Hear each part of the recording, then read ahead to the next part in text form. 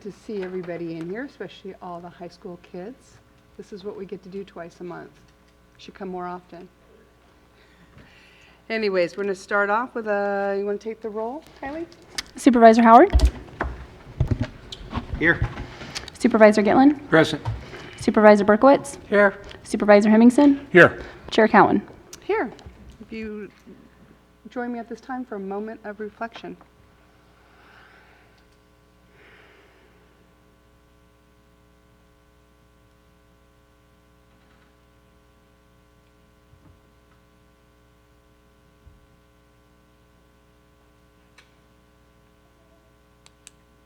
Please join me in the Pledge of Allegiance.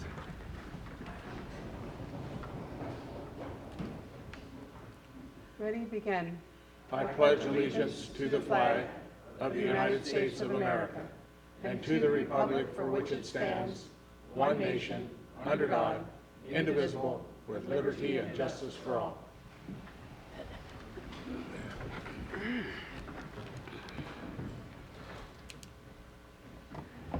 Okay, at this time, we're going to take nominations and do the election of the new chair of the Board of Supervisors. Madam Chair, I'd like to nominate Supervisor Berkowitz for Chairman of the Board of Delaware County Board of Supervisors for the year 2020. There's a motion I'll second that. and a second. Madam Chair, I'd like to nominate Supervisor Hemmingson for that same position. And I will second that. Any other nominations? Okay, I'll take public comment at this time for the nominations for the chairman of the board. Okay. So seeing none, we're going to take the last nomination first, and that is for Supervisor Hemmingson to be the chairman, the next chairman, with the first and the second. Kylie? Supervisor Gitlin? No. Supervisor Berkowitz? No. Supervisor Howard? Yes. Supervisor Hemmingson? Yes. Chair Cowan? Yes.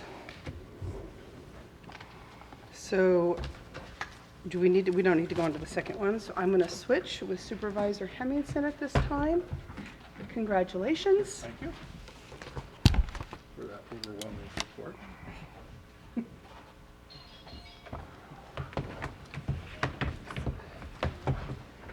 Oh, you're going to switch us up?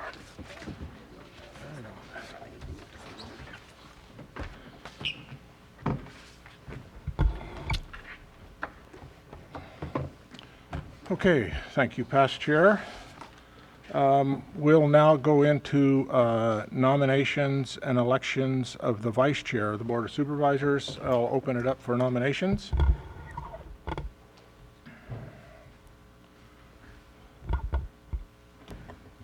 Mr. Chairman, I will nominate Supervisor Berkowitz for Vice Chair. I'll go ahead and second that. Are there Mr. any- Chairman, I would nominate Supervisor Cowan for Vice Chair. Thank you, and I would second that. Are there any other nominations? Is there any public comment on the nominations for Vice Chair? Seeing none, then we'll bring it back to the board. Kylie, would you poll the vote for the second motion? We'll take that up first. Supervisor Gitlin? No. Supervisor Cowan? Yes. Supervisor Berkowitz? Yes. Supervisor Howard? Yes. Chair Hemmingson? Yes. Okay, we will move on. Congratulations, Same to you. Thank you. Supervisor Cowan, or Vice Chair Cowan. Introduction of new employees. Sheriff, I see you moving. Must- Got his hat on. Hey, you got your hat on and all your fancy garb. You're looking good this morning. Thank you, and congratulations. Thank you. I'd like to humbly request that Del Norte District Attorney Catherine Mix please join me.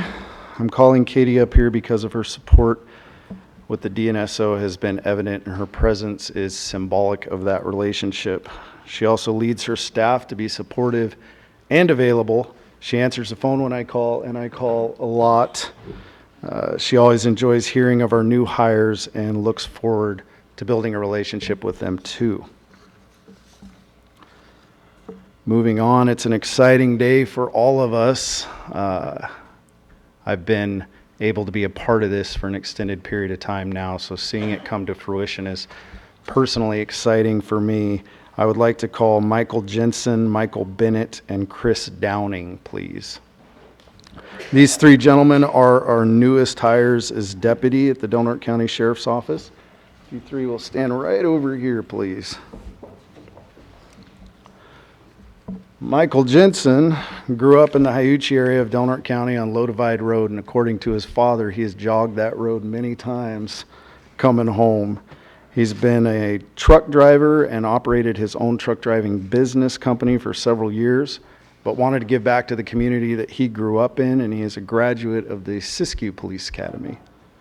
Michael Bennett, the next gentleman in line, grew up in Corning, California, and is a graduate of the College of the Redwoods Police Academy. He chose to pursue a career with Del Norte County because he appreciates the natural beauty of our area, and he really enjoyed the community outreach displayed by our agency.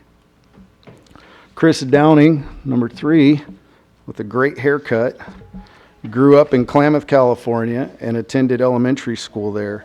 He attended high school and college in San Mateo, where he studied fire science technology. He was hired by the San Francisco Police Department, where he served 12 years. He chose to now serve at the DNSO because he wanted to come home and help the people in the area that he's originally from. He's also happy to escape the Bay Area traffic. With that, my intention is to swear all 3 of these gentlemen in at the same time.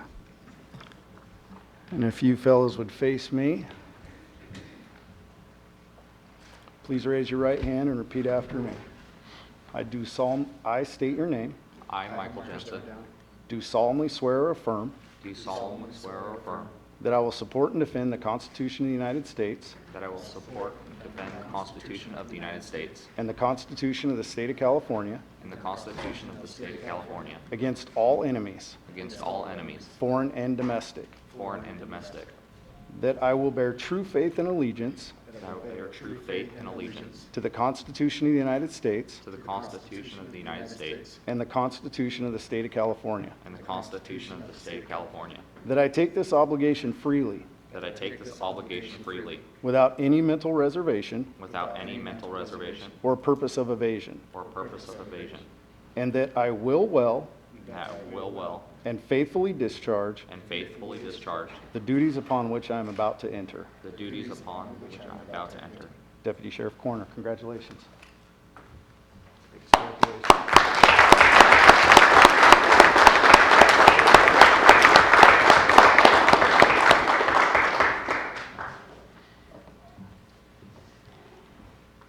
This is the hard part.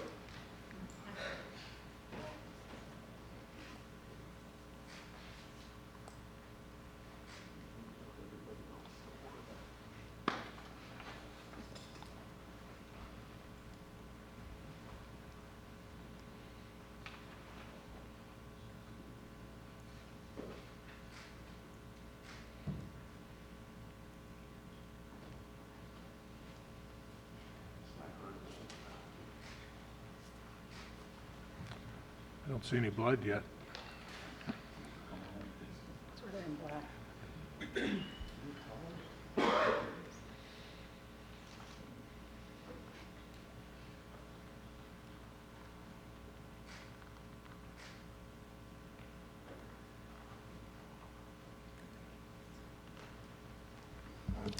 That's it.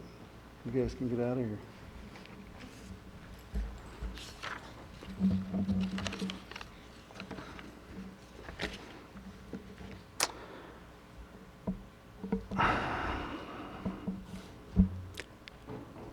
You can do a job quickly and you can do a job correctly. Sometimes you can't do both. I realize the process for cross-deputization of the Yurok Tribal Police Department has taken an extended period of time, and I believe because of that process, we're on very steady ground. What you see today has historical value, and I believe we're making history. I'd like to call up Yurok Tribal Police Chief Greg O'Rourke, Lieutenant Jake Morris, Sergeant Brian Donahue, Sergeant Eric Morris, and Officer Will Kerr.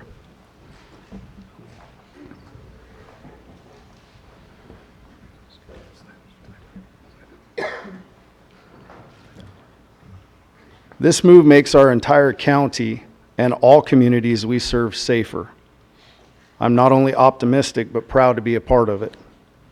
Some people may not know this, but I went to the police academy with Chief O'Rourke. Greg was a great cadet that served meritoriously throughout his career. I have no doubt he will serve well as chief.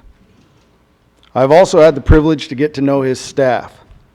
They are qualified, they are proficient, and like him, their hearts are in the right place. They have been tested, and I am personally very satisfied with the results of those tests.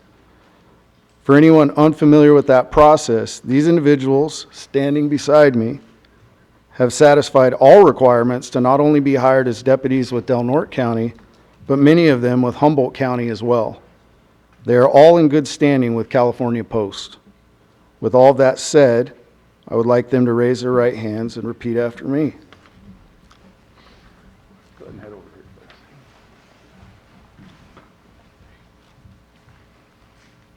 I state your name.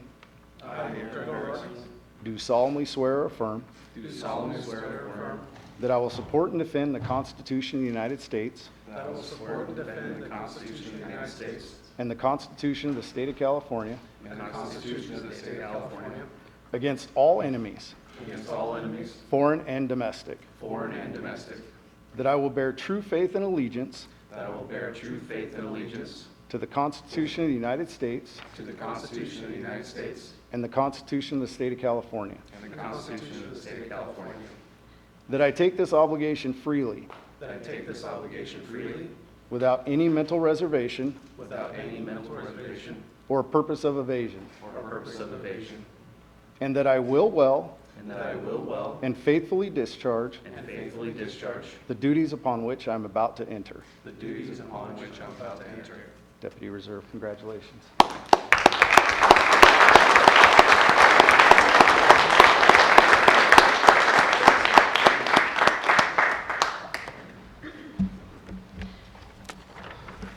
And as if that is not enough, that's all I have today.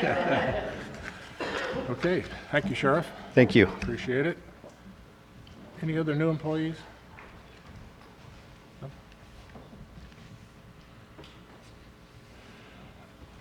Okay, County Council, any actions to report out from closed session? Yes, with a motion by Supervisor Howard and a second by Supervisor Gitlin, the board voted with a 5-0 vote to accept the INSYS bankruptcy plan in the bankruptcy case of In Re INSYS Therapeutics, case number 19-11292 KG, and release non-culpable INSYS employees. This is under closed session item County of Del Norte versus Amerisource Bergen et al. Thank you. Okay, at this time, I would request any deletions, corrections, or additions from board members to the agenda. In order to add an item to the agenda, the matter must have come to the attention of the county subsequent to the posting of the agenda, and the matter requires action before the next regular meeting of the Board of Supervisors. There is an urgency item you all have in front of you here for the flood control district resolution declaring the existence of an emergency. Can I get a motion to add that? So moved. Second. I have a motion and a second. Any public comment? Seeing no public comment, Kylie, would you poll the vote, please? Supervisor Cowan? Yes. Supervisor Berkowitz? Yes. Supervisor Howard? Yes. Supervisor Gitlin? Yes. Chair Hemmingson? Yes.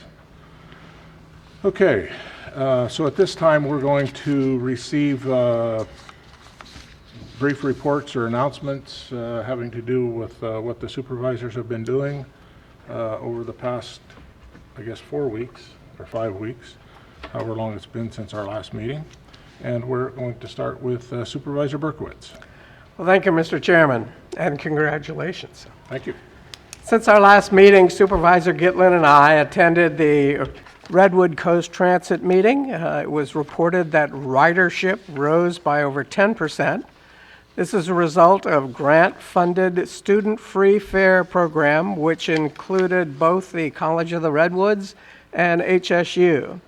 Ridership is expected to continue to grow as the RCTCA expands its free fares program for the remainder of this year to include high school and middle school students and veterans. Before Christmas, I participated in a National Association of Counties conference call where we were given an update on the status of PILT, that's the Payment in Lieu of Taxes program, and Secure Rural Schools and Communities program. Both Supervisor Cowan and I attended the Delaware County Republican Forum for candidates who are up for election this year. We both had a chance to outline what's been accomplished in this last term and our expectations for the upcoming year. Both Supervisor Cowan and I attended the public meeting held by Caltrans concerning the progress on a bypass for Last Chance Grade. Out of the $50 million that's been allocated to the project so far, $4.5 million has been spent on the environmental and geotech studies that are necessary to begin the project. Next up is the wetlands delineations and U.S. Fish and Wildlife Service biological assessment and the biological opinion. Last week, I attended the Crescent City Delaware County Chamber of Commerce retreat, which laid out the objectives and work schedule for the chamber for the coming year. I want to thank Supervisor Howard for presenting the history of the chamber for the new members. And yesterday, I had a meeting with the Delaware Ambulance owner, Ron Sandler, and the president of Metro West Ambulance Service, J.T. Fruton. Delaware Ambulance has entered into a management agreement with Metro West Ambulance, and they already have made a number of improvements, including the addition of the newest cardiac monitors, wheelchair van services, and improved technological services while improving staff pay and benefits. And Mr. Chairman, that's my report. Supervisor Cowan. Thank you, and congratulations. Since our last meeting, I had a meeting with Sutter Coast regarding homelessness, went over the pilot program that Sutter was doing in 3 other counties, and looking at ways that they're can help us here in our county. I enjoyed Christmas with my family. Having them all home is rare, and my oldest daughter got engaged, so we're very excited. Congratulations. Had a meeting with Tamara Layton and Daphne Lambert after the first of the year and went over all the progress that is happening at Del Norte Mission Possible. There's 2 areas that they've been working on in the building to get it to where they need it to be, to go into the 24-hour status. One has been complete and the other one is this close. So really, really happy and excited about what's going on over there. It's been a long year of ideas and people coming together, and this is what it takes, is the community coming together to get this done. I spoke at the Republican Women's Luncheon, giving them an update on all things county, what's going on. Had agenda review to set the agenda for this particular meeting.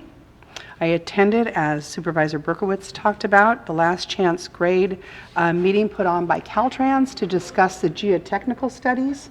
We are in the middle of the geotechnical studies right now, and we will be beginning environmental studies this spring.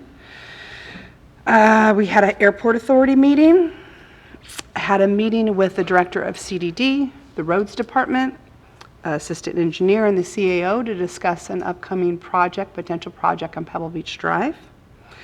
And that went into a later meeting with a conference call for federal highways with the director of CDD and our engineer on the same project. I was also a part of a focus group for the city of Crescent City for their Front Park project, and then had agenda review yesterday for solid waste. And that's it for me. Thank you. Supervisor Howard. Thank you, Chair Hemmingson. A lot of activities in the last 5 weeks. One I would like to highlight in particular is the bringing of the Japan delegation to Crescent City, which was just shortly after our last board meeting. This is 35 Japanese that were brought to Crescent City on behalf of the U.S. Embassy, Crescent City and Del Norte County, to learn, focused on two things. One, empowering women in leadership, and two, inclusive practices for youth. In Japan, culturally, those two things have been unacceptable for generations and generations. In a changing Japan, more importantly, in a changing environment of the world, empowering women and more importantly, empowering youth to be included not only in school, but in other walks of life is extremely important to that country. And more important, it's extremely important to the city of Ricketts and Takeda, who has become a model city under the United Nations for furthering these types of goals and efforts. They came to learn these practices here in Del Norte County and Crescent City, and we're happy the U.S. Embassy helped to fund the delegation visit of 35 this last week, where we saw participation from all three of our tribal governance, Tolowadini Nation, Elk Valley Rancheria, and the Yurok tribe, many staff here at Del Norte County and Crescent City, and many members of our community to help make the delegation visit well worthwhile and fruitful, and look forward to continued visits to come. With Supervisor Hemmingson, attended a public meeting led by Jeff Daniels of our road department on Wonderstep Road to listen to constituent concerns. Attended a tri-agency meeting, also attended a meeting with Solid Waste Management Authority. Attended a meeting with the Resource Conservation District in Smith River. Also attended some sexual harassment training that was mandated by law. I also want to reach out to Dalton Bradbury, who just passed the bar for the state of California. Congratulations for Dalton, and hope to see you back here in Del Norte County one day serving this community. Attended a memorial for Frank Richards of the Tolowadini Nation, passing at age 94, a World War II veteran and hero of our nation. And it's sorry to see Frank go, but he meant the world to the Tolowadini Nation. More importantly, he meant the world to our community. Thanks for spending so much time here, Frank. Also received Kevin O'Donnell from the Japanese consulate, who's also a new appointment board member to Sister City International, and will be helping to further our conversations for Del Norte County and Crescent City as we move forward with our relationship with Ricketts and Takeda. I had conversations with Carrie Lewis, who's the current chair for wildlife for the California Department of Fish and Wildlife, on the proposal for elk numbers for Del Norte County and Humboldt County. As Supervisor Berkowitz mentioned, I did give a presentation to the Chamber of Commerce on the history of the Chamber of Commerce, at least from what I have known for the last 25 years. And in addition, I took some constituent concerns over a reinforcement project that Supervisor Cowan alluded to on Pebble Beach Drive. I also spoke with Wes White on the Klamath Dam renewal and removal project for the harbor and how they might potentially participate in some movements that Del Norte County is currently looking at. And also recently I was notified that I was selected to be vice chair for CSAC as part of their Agricultural Natural Resources Committee. And finally, addressing some issues with Caltrans on Highway 199 and hoping to move further with concerns to get the litigation dropped for that section of highway by the three environmental groups that have been in litigation with us over the last 11 years. And that's my report, Supervisor Hemmingson. Thank you, Supervisor. Supervisor Gitlin. Yes, thank you. A lot of things going on this past month. Of course, I want to wish everybody a happy new year. 2020 is upon us, a new decade, and we met with our Pelican Bay Citizens Advisory Group during the month of December. Programs seem to be expanding at a almost light speed level. There are 140 different programs incentivizing good behavior and ultimately early release for those who qualify. Volunteerism is picking up dramatically at the Pelican Bay. There's 170 volunteers, and the population count is approximately 2,600 with a maximum of 28. So things are moving very nicely over there, and never problem-free, but certainly manageable. As Supervisor Berkowitz mentioned, Redwood Coast Transit Authority met in mid-December. One of the things we discussed is the move toward an all-electric fleet of vehicles by the year 2026. At least 25% of our RCTA vehicles must be zero emission free. Cost is formidable, but the goal is clear. Transit systems must work toward replacing aging gas and diesel vehicles with an all-electric fleet. I'll keep the board apprised on future discussions and actions on this ongoing transition. Many of you have been made aware of the ongoing contamination issues at the county animal shelter. Canine diseases from stray animal pickups have severely restricted services offered. I met with Commissioner Riggs at Animal Regulation. We discussed the department's needs in stabilizing the shelter. I'm very pleased to report that our office has arranged with probation and community service hours for volunteers to perform many of the needed tasks while the skilled employees can begin the process of sanitizing the facility. Probation volunteers will start Friday and continue into the week with a goal of having the shelter up and running by February 1st. I want to recognize Chief Probation Officer Lonnie Raymond and his staff, and Commissioner Riggs and his staff for working to help stabilize the facility. Thank you, gentlemen.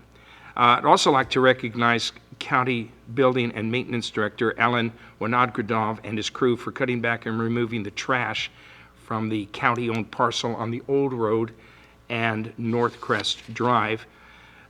We have organized and in the process of organizing a Take a Bite Out of Blight volunteer group to remove shopping carts, discarded tires, and other assorted trash left by those who have irresponsibly squatted on the area.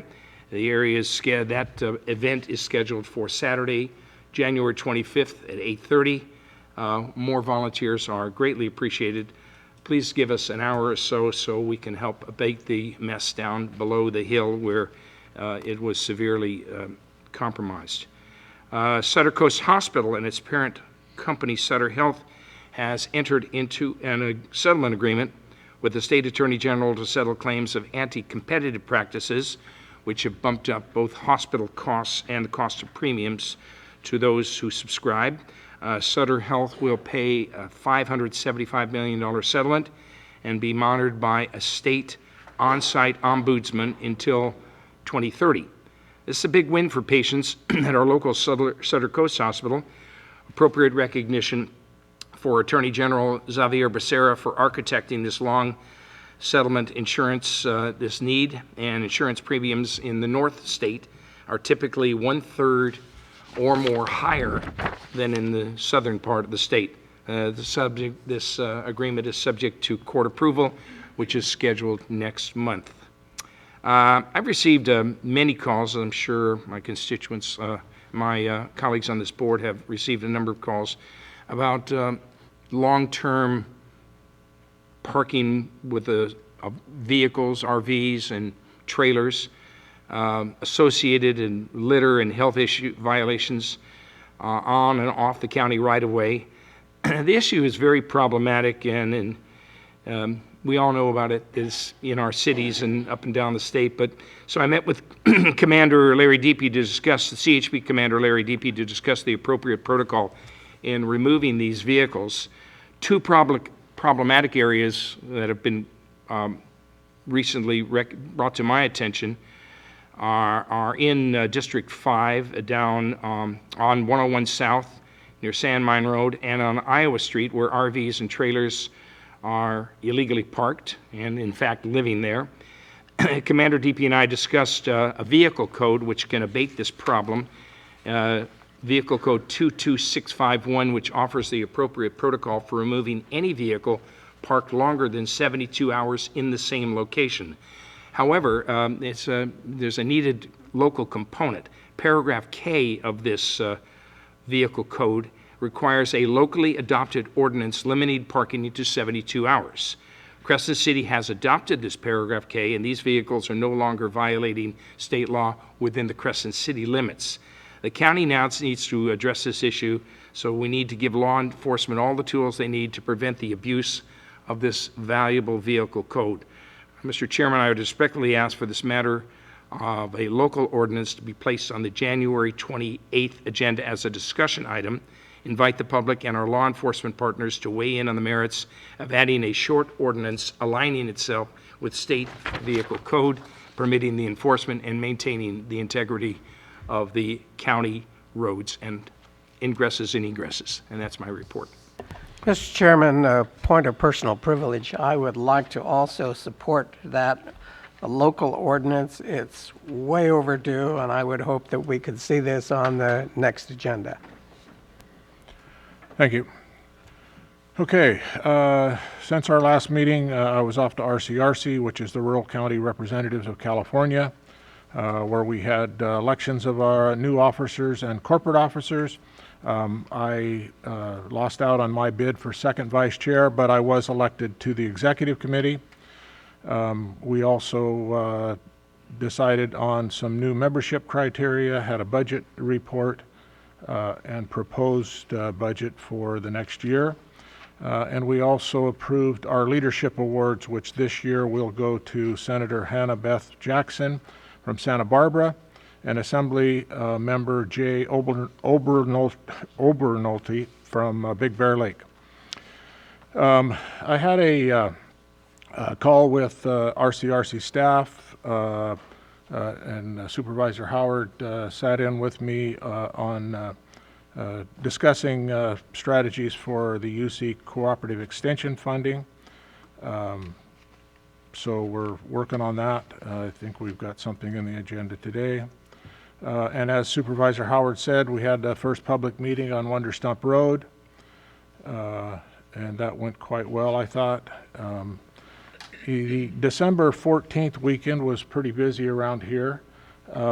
We had a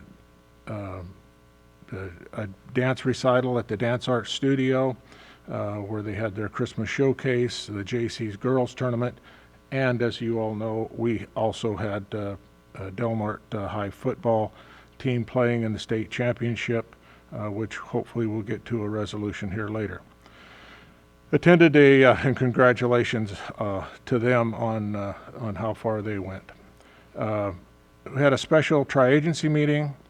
I fulfilled my requirements under AB 1825, taking sexual harassment training, which was a good thing to have. We're supposed to do this every 2 years. I went to the Redwood School Holiday Program.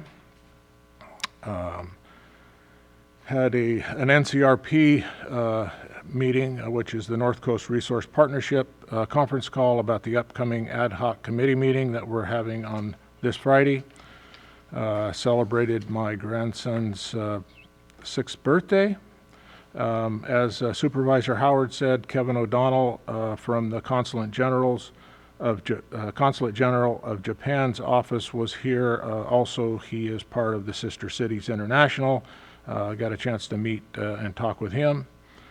I had a follow-up call with the RCRC staff about the UC Cooperative Extension funding, as well as possible opportunities to fund jail improvements and modernization. So trying to look into avenues to help with that funding. Maybe we can get some progress there. With whale entanglements, had our meeting on risk assessment and mitigation plan for the upcoming year. As Supervisor Howard said, attended Frank Richards Services. He's a lifelong resident of Del Norte County, from the Smith River area. He will truly be missed. And happy to report, as Supervisor Gitland mentioned, Old Mill Road, the encampment has been removed, and other than the material that's kind of down the embankment has been cleaned up. I'd like to thank Dominic Mello for his participation in that with code enforcement. I'd like to thank the sheriff for his help, as well as Alan Winogradov, who was on the spot. Johnny on the spot went right up there and really took care of things. So really like to thank him for that. Had a Border Coast Regional Airport Authority meeting. Among other things, we approved our airport layout plan, or actually got an update on the airport layout plan, and that is it for me. I'm going to hold off on public comment. I apologize. I'm going to hold off on public comment for just a little bit. We're going to take up the consent agenda. Move to approve. I have a motion and a second. Any public comment on the consent agenda items only? Okay, seeing no public comment, we'll bring it back to the board. Any further discussion or comments? Kylie, would you poll the vote, please? Supervisor Berkowitz? Yes. Supervisor Gitlin? Yes. Supervisor Cowan? Yes. Supervisor Howard? Yes. Chair Hemmingson? Yes. And in that consent agenda, we have a resolution observing the Seroptimus International of Crescent City. Lori, would you please read that one? Absolutely. This is a resolution of the Board of Supervisors of the County of Del Norte observing Seroptimus International of Crescent City Stop Trafficking Awareness Campaign. Whereas Seroptimus International is committed to improving the lives of women and girls in local communities and throughout the world. And whereas Seroptimus International launched its trafficking awareness campaign project called Seroptimus Stop Trafficking on January 11, 2009, the National Day of Human Trafficking Awareness. And whereas Seroptimus International of Crescent City has joined with Seroptimus around the world to raise awareness about the devastating problem of human trafficking, sexual exploitation, and slavery. And whereas human trafficking is the illegal recruitment and movement of people for the purpose of sexual exploitation and forced labor, and whereas human trafficking is a worldwide epidemic with an estimated 40 million people, 10 million of whom are children, in some form of slavery today, and is tied for the second largest criminal enterprise. And whereas it is estimated that more than 20,000 people are trafficked in the United States each year, and whereas human trafficking is a $150 billion a year industry, and whereas we must all work together to end human trafficking and sexual exploitation around the world and in our local communities through education and awareness, and whereas all persons should actively oppose and report individuals, groups, or organizations who support, advance, or commit acts of human trafficking and sexual exploitation. And whereas Seroptimus International of Crescent City promotes human trafficking awareness campaigns throughout the year, now therefore be it resolved that the Del Norte County Board of Supervisors opposes human trafficking, sexual exploitation, and promotes human trafficking awareness throughout the year, and recognizes a need for an annual resolution to promote public awareness, passed and adopted by the Board of Supervisors, County of Del Norte, State of California, the 14th day of January 2020.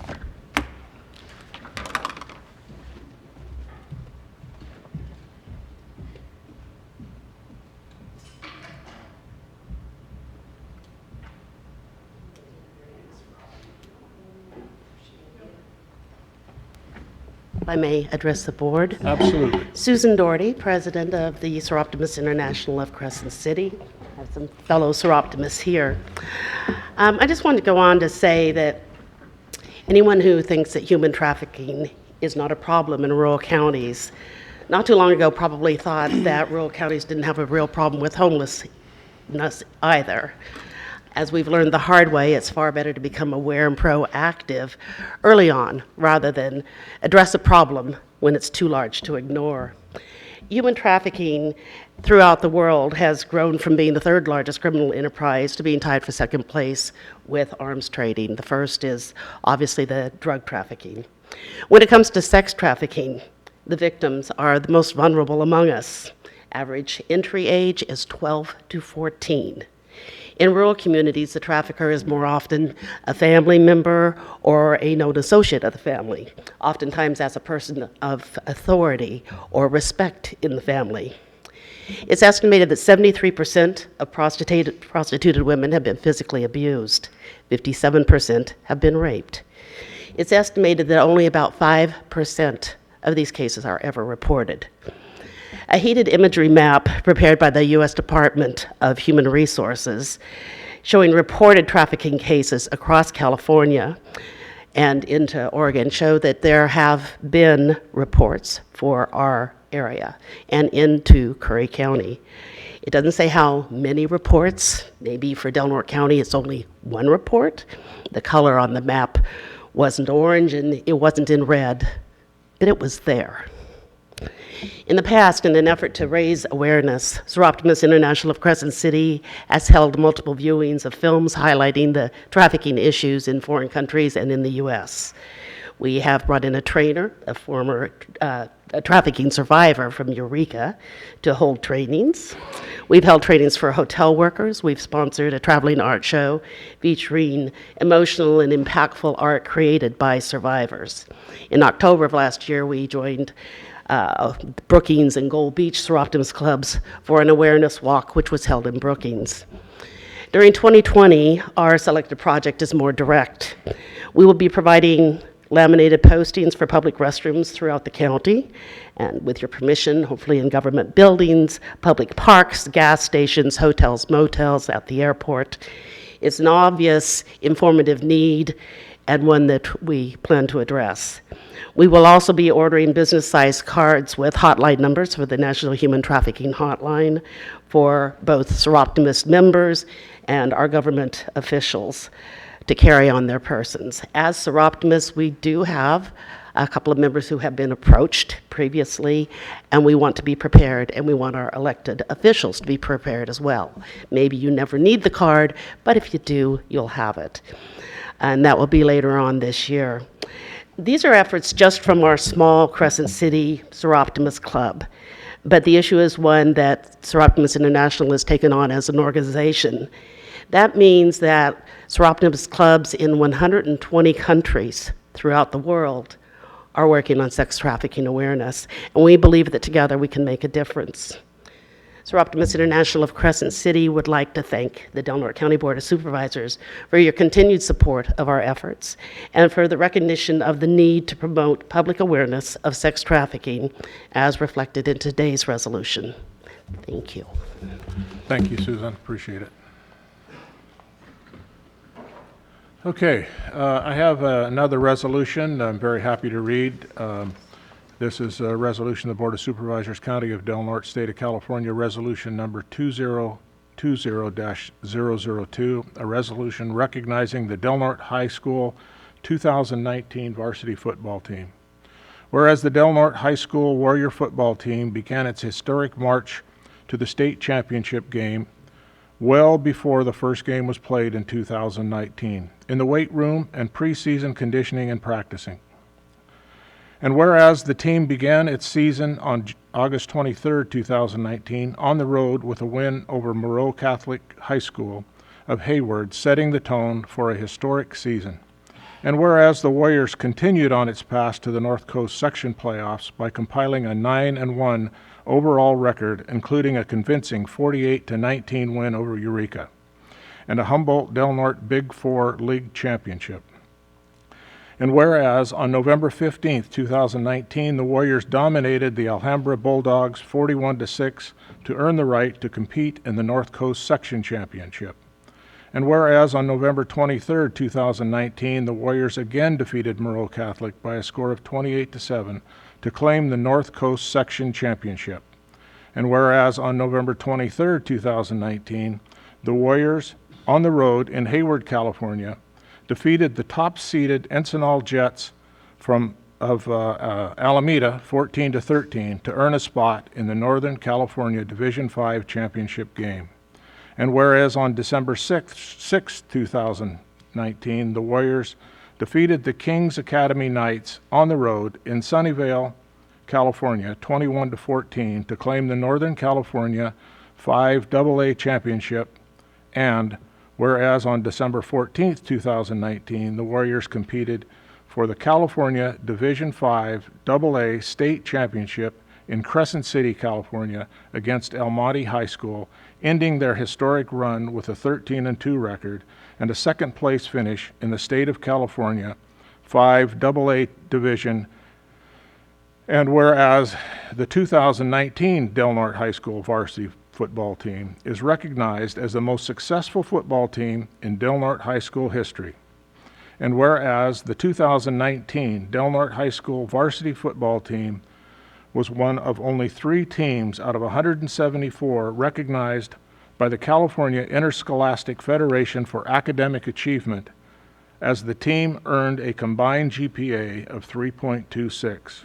And whereas the historic 2019 varsity football season will forever be remembered for the team's toughness, tenacity, skill, academic achievement, and overall dominance, as it set the bar for future Del Norte High School athletic teams. And therefore, be it resolved, the Del Norte County Board of Supervisors recognizes and congratulates the 2019 Del Norte High School varsity football team for its accomplishments on and off the gridiron. And the board further recognizes and congratulates the dedicated coaches, parents, fans, Del Norte High School, and the community at large for continuing support of our student athletes. Go Warriors. Passed and adopted.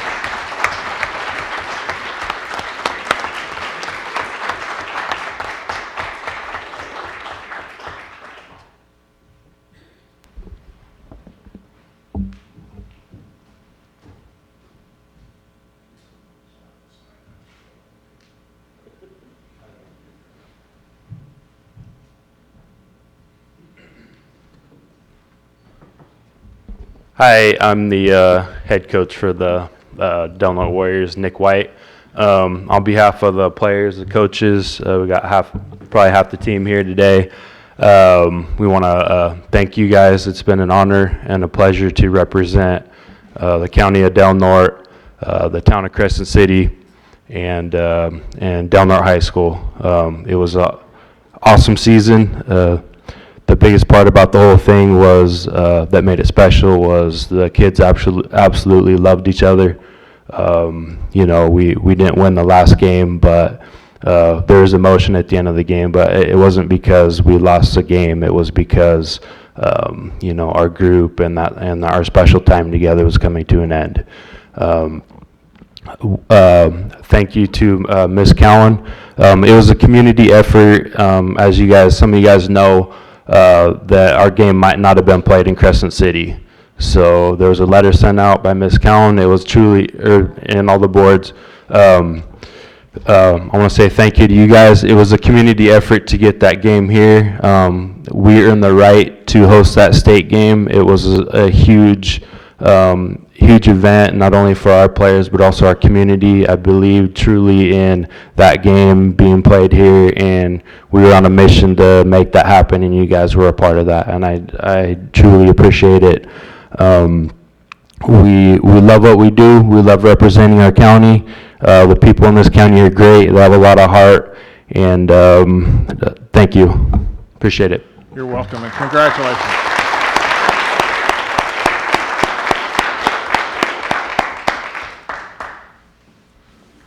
Just a side note, boys, I know most of you guys are in government. I think you need to let Mrs. Dansman and Mrs. Howard know that you attended a government meeting and should get some type of credit. Congratulations again. Okay, sorry we're running a little bit behind. We're gonna go to public comment period.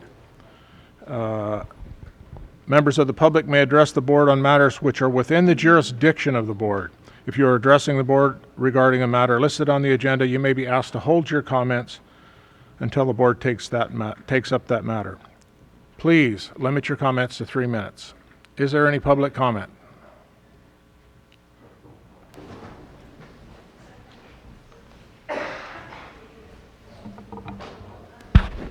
Happy New Year to all of you. Happy New Year I'm to you. Lupe Gutierrez. I'm a library board member. I'm also a member of True North Organization and a community member, and I'm here with our library manager. Shane Pepino's Gospel. And I want to thank you because you signed a letter of support for our grant, which we received in the amount of $45,000. We're very happy to say. Part of that grant was to support our homeless training workshop, which we have invited each and every single one of you, and we'll give it to, there you go. And we're really hoping that all of you can make it. There's 3 options there. They're 3-hour trainings. And this man is really renowned to motivate people to understand what it's like to be a homeless person. So he dives deeply into that issue to say, this is why people are where they are. Because we know they don't come from just one background. And what I understand is I heard homeless here from almost every person up here and from our audience. This grant was written with the help of community members such as Heather Snow and Apperson, which I met with Apperson, and I met with our new Chief of Police, Griffin, who RSVP'd. He said he would attend. So again, I'm hoping that we will have your attendance. This man speaks about how punishment doesn't work with the homeless, because we have a tendency to want to have this feeling that of frustration. Some people go as far as hate, sadness. There's a lot of emotions behind the homeless. So this man goes behind the psychology of empathy, and he wants to bring to you how it feels to be homeless and to know that it can affect any one of us, a family member, someone you know. But he also gives us practical tools for how to address the problem. So again, I invite you to attend, please. I hope you can make it. Thank you. Shane, anything?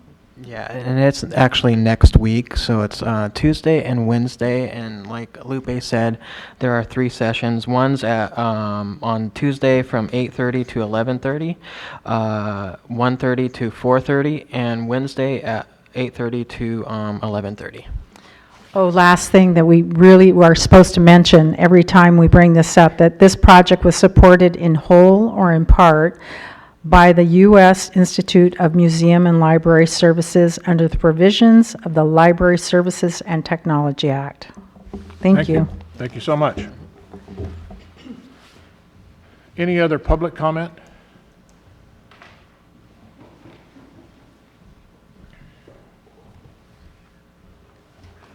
Good morning and Happy New Year. Happy New Today Year. I come before you again to request that the distance between cannabis retail stores be stricken from our county's ordinance. It is not required or a condition by the state law. Striking this will allow more competition with retail storefronts while helping end the current inadvertently monopoly that's created on the restrictive ordinance. Also, by doing so, will add more tax revenue to our community. After I was researching vacancies and available buildings in these areas, my findings showed that it will open up over 7 more locations in these areas to be utilized. Secondly, I would like to stress once again that the Seventh-day Adventist Church is not a government-recognized accredited school. My findings, along with the Department of Education confirmation, as well as the church's statement that the Seventh-day Adventist Church is in fact not an accredited school, and I quote, Adventist Accredited Association of the Seventh-day Adventist Schools, known as AAA, is an educational accreditation body operated by the General Conference of the Seventh-day Adventists. Accreditation by the body is not academic accreditation, and it is not recognized by government agencies' accreditors, end quote. Since the last board meeting, the Seventh-day Adventist Church has removed a school sign out front of their property. The closest actual accredited school that is recognized by the government accreditors is Pine Grove, which is over 3,100 plus feet, away from RCC Patient Resource Center located at 1890 North Crest Avenue, making that location in full compliance with local and state law. It has been in compliance for over 11 years with state law under Prop 215 and now in compliance with Prop 64. And since the last Board Supervisor meeting was held, my request to submit to the Planning Department for Freedom of Information Act. Even the County Council can't determine or not the Seventh-day Adventist Church is the school. And I quote, "Since we cannot advise the public on any subject, we are unable to advise you as to whether or not the Seventh-day Adventist Church is a school." End quote. Sincerely, Joe Campbell Blair, Assistant County Counsel. As for those who would claim the Seventh-day Adventist Church is a youth center, it is no more of a youth center than the Cornerstone Church that, after talking to Pastor Steve, offers youth activities, vacation Bible school, and open to the public basketball courts, which are located at the corner of the church's property. That adjoined when Jason with the property aligned with Sticky Grove. Mind you, not to even mention the government-accredited recognized school of the youth center of the juvenile hall. That is incredibly close to Sticky Grove, that the county has had to split the property in the juvenile hall that it sits on just to gain distance so it wasn't out of compliance with the current county ordinance. Thank you very Thank much. you. Appreciate it. Any other public comment?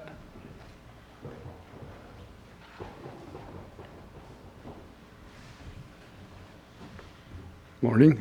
Jesse Davis. I came to talk about item 21. I don't know if you want to wait for that for later. But for here, I'd just like to say that it might be worth, in terms of the cannabis ordinance for retail, to consider the setback, the distance between locations.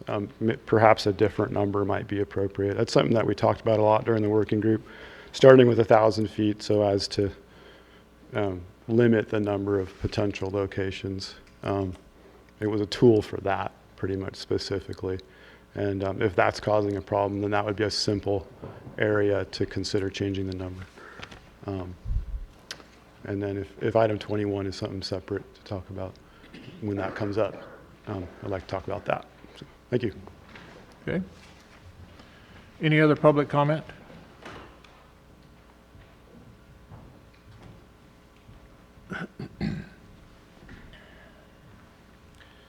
Good morning.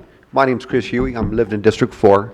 You guys brought up the old mill in North Crest, the criminal that you guys removed, which is a wonderful thing. I can say for the citizens, I walk my dog through the neighborhood every day, and I talk to them about it, and I know they're going to thank you. If they don't, I will thank you for them. The Sheriff's Department, I want to thank the Sheriff's Department because they were out there the other day cleaning them people out. I want to thank the volunteers that helped. And the other volunteer form you had on January 26th, is that when it was? The 5th? Okay. It would be, I'll probably go for that. I just want to thank everybody who was part of that to clean that up. It was wonderful. And I look at them at criminals, not so much homeless, because when you steal, urinate, do drugs in public, drink in public, you're more of a criminal than you are a homeless person. A homeless person wouldn't so much destroy everything around them. They're just criminals to me. Thank you very much. You bet. Thank you. Any other public comment? Okay, seeing no other public comment, we're going to close the public comment and go on to our, we got a report from Mr. Ward. Presentation on SB 1383 from Del Norte Solid Waste Management Authority, Cal Recycle. Thank you, Chair Hemmingson, members of the Board of Supervisors. I'm taking your valuable time this morning to try to give you an overview of SB 1383.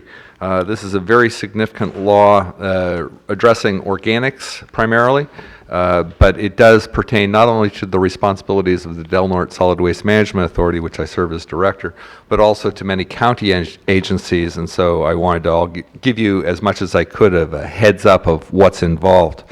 So SB 1383 is the most significant waste reduction mandate to be adopted in California in the last 30 years. The objective is to reduce organic waste disposal by 75% by the year 2025 and to increase food waste recovery by 20% by the year 2025.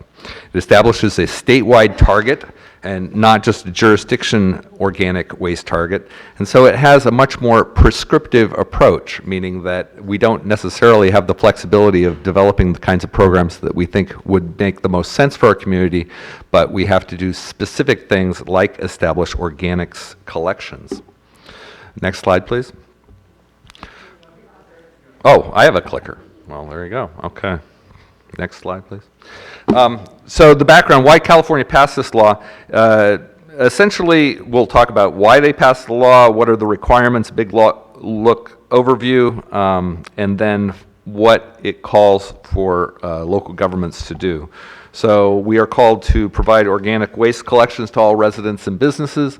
The reason why we're doing this is because food waste is wasted. Organics comprise approximately half of all the materials disposed, and we have a significant population that's food insecure. So I'm very happy that the Del Norte Association and Del Norte County and Adjacent Tribal Lands Food Council has secured a food waste recovery grant, and we are working closely with them on that front. Part of the reason why California passed this law is methane is a very potent greenhouse gas. Over a short period of time, it's over a 20-year horizon, it's 72 times more potent as a greenhouse gas than carbon dioxide. And a big source of methane is when materials, organic materials, are placed in landfills and then they anaerobically decompose, which is naturally what happens in the landfill. And instead of producing carbon dioxide, they produce methane.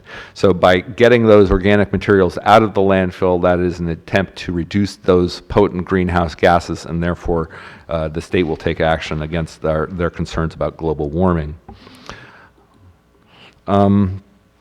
So food waste is the big target. And the law was adopted in 2016, and the state has been developing regulations in the meantime.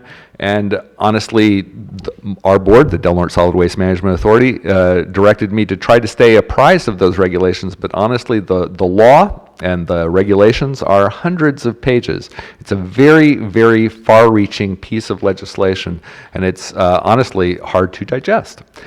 So we've been trying to catch up, but part of what we've caught up on, including the presentation of this PowerPoint, is to let you all know what's ahead. So the main objective is 75% reduction of landfill organic waste by 2025, and a 20% increase in the recovery of food waste. So key implementation dates. One of the positive things about this is there have been timeline deferrals for rural communities like ours, but they're not really that long. So for instance, you can see that the regulations come into play in 2024, and by 2026, we're supposed to have organics collections, and that is a really significant lift because at this point in time, we don't have facilities to receive those materials. There are no established markets, and the collection costs for separate collection of organic waste and food waste is very significant. So,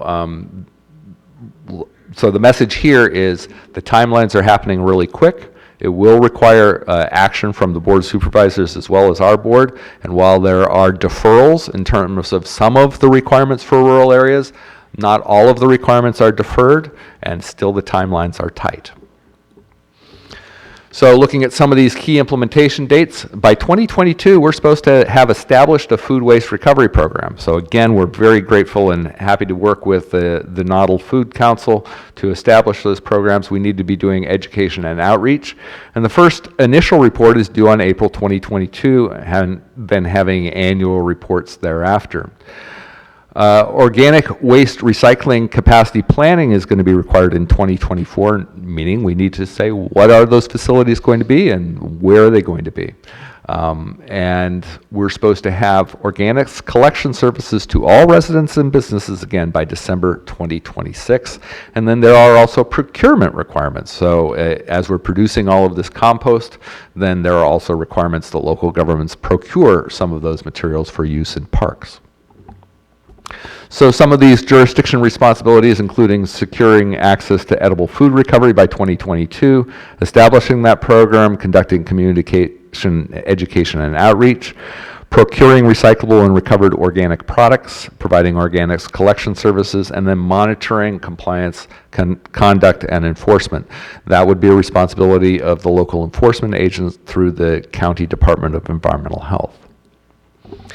So these, part of the message and the reason why I'm taking your valuable time today is to let you know that these responsibilities cannot and will not be completed solely by the Solid Waste Authority. While we are a joint powers authority with responsibilities for executing all of the composting and waste reduction and recycling programs throughout the county, the procurement things, the deployment of the use of compost in parks, the transportation requirements for the local transportation commission, all of these impact agencies that we have no role with respect to, and I am not in any way proposing that we take over your parks department.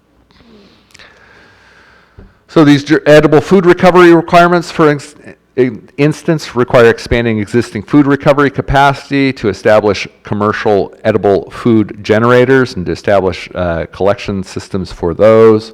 And I look at also the food recovery program as part of a larger system because we're not just trying to recover reusable food, we're also looking at food recovery for animal feed and ultimately for composting. So you want to have all of those pieces as part of the whole system.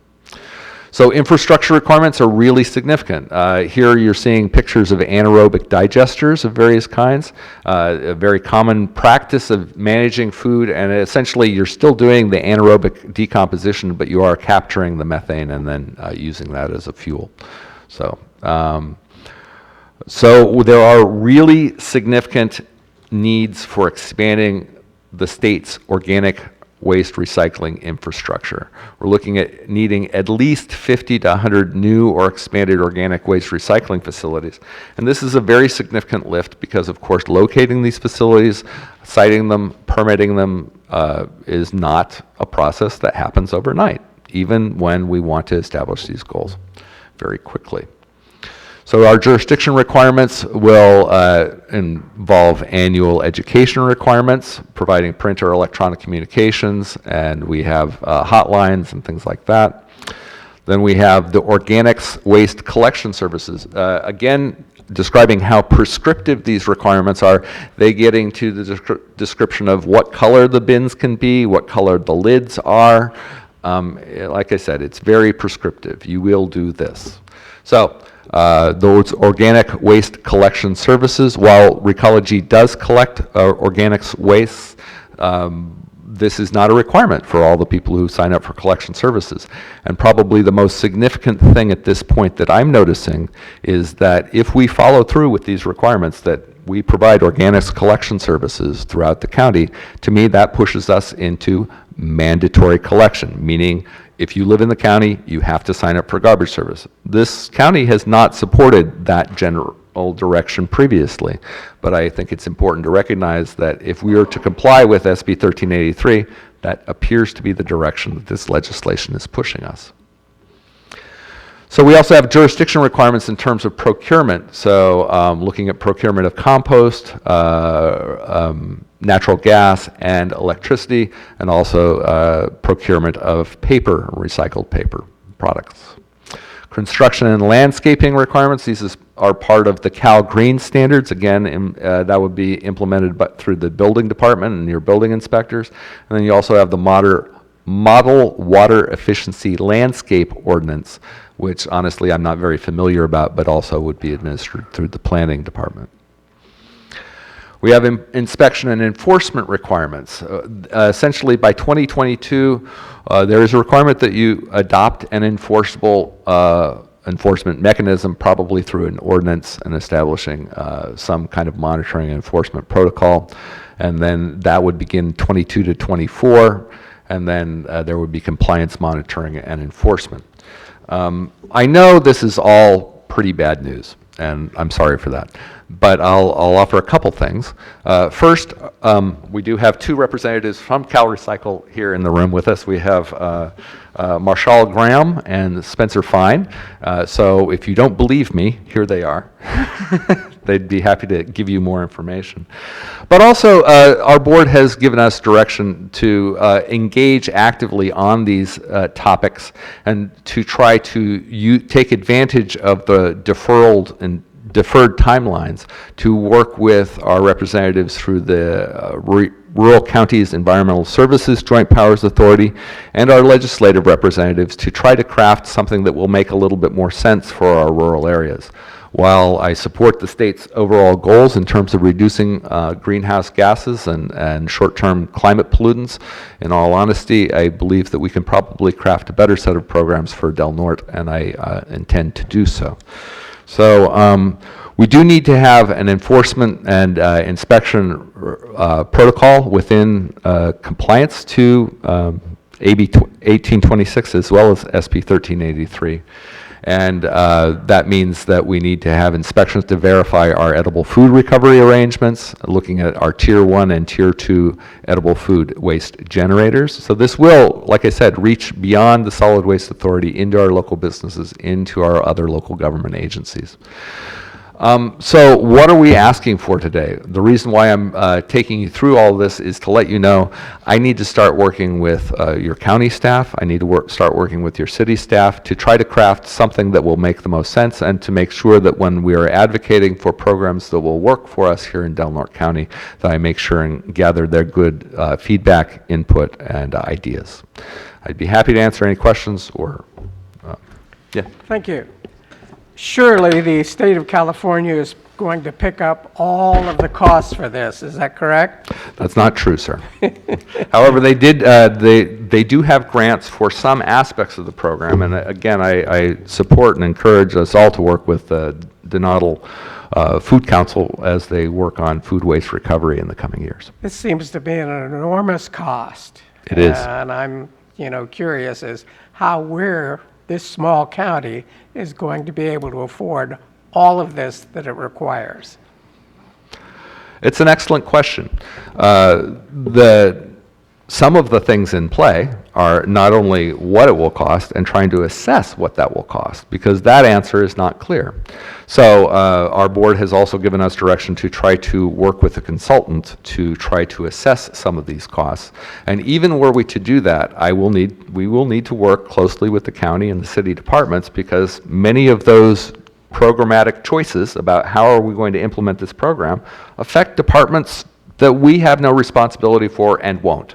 And so it is entirely and totally appropriate that when we're talking about procurement strategies, we're talking to the people who are involved in procurement. That when we're talking about parks management, we're talking to the people who manage parks.